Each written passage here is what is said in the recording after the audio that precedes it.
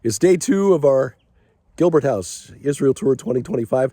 Our good friend Lynn Shepard is behind me in the scene here. We're at the ancient site of Bethsaida, which is the capital city of the ancient kingdom of Geshur, where David's son Absalom, his grandfather, was from.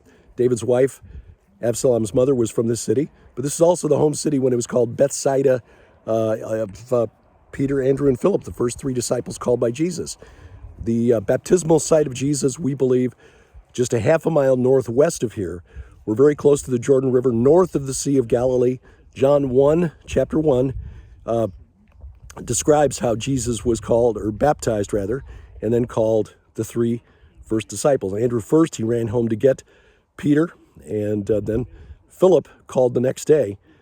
This all north of the Sea of Galilee, contrary to the UNESCO declaration that the baptismal site of Jesus was south, near the city of Jericho. Clearly, Andrew did not run home from Jericho 90 miles away to get his brother Peter. No, this is here, Bethsaida, and just half a mile from here, the baptismal site of Jesus.